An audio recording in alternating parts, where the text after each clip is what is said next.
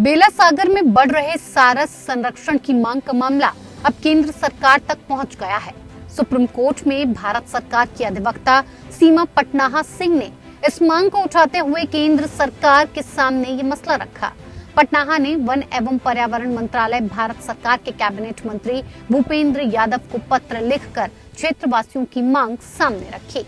जब हम पूरी मुहिम ही चला रहे हैं सारसों के संरक्षण और संवर्धन की, तो ऐसे में जब हमारे क्षेत्र में ऐसा मामला आया तो मुझे लगा अब ऐसे में क्या होता है कि कोई भी उनको पकड़ के ले जा रहा है, मार रहा है या अपने घर में रख रहा है, तो जब वो संरक्षित नहीं है तो इसलिए मुझे ये स्टेप इनिशिएटिव लेना पड़ा।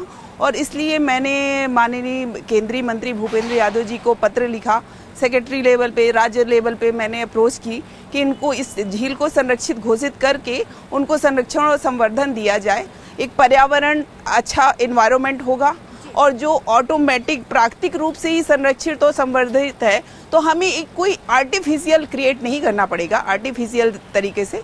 तो क्योंकि हम आजकल जू खोलते हैं फिर बाहर से लाते हैं, जब प्रकृति उन्हें संरक्षण दे रही है तो उसको कर दीजिए। उसके बाद वहाँ पे जो वोकल फॉर लोकल जो हमारे प्रधानमंत्री जी बार बार कहते रहते हैं, तो हमारे क्षेत्र के स्तर पर अगर पर्यटन बढ़ेगा तो जाहिर सी बात है कि लोगों को रोजगार के अवसर भी मिलेंगे।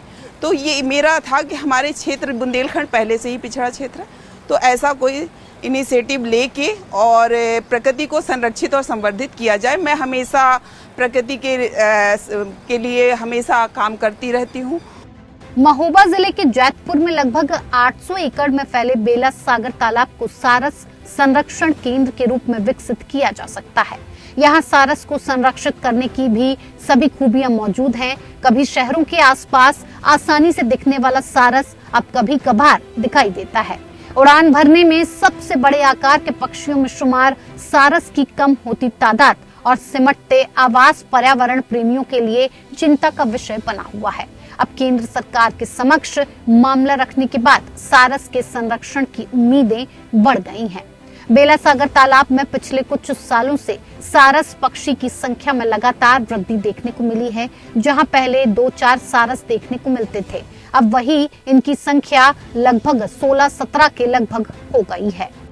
जिसमें आप सोचिए कि 2-3-4 साल पहले 2-3 सारस वहाँ मिले थे, परंतु अब देखते हैं कि निरंतर प्रकृति उनको इतना संरक्षण और संवर्धन दे रही, तो लगातार उनकी वृद्धि हो रही है। और अभी आज के टाइम में वहाँ पे 35 से 40 सारस मिल गए हैं, क्योंकि वो प्राकृतिक रूप से संरक्षित जी है। लेकिन अब उम्मीद है कि सारस पक्षी के प्राकृतिक आवास के संरक्षण के लिए कोई रास्ता निकले और उत्तर प्रदेश की राजकीय पक्षी सारस को संरक्षित करने के लिए जो मुहिम छेड़ी गई है वो रंग लाएगी।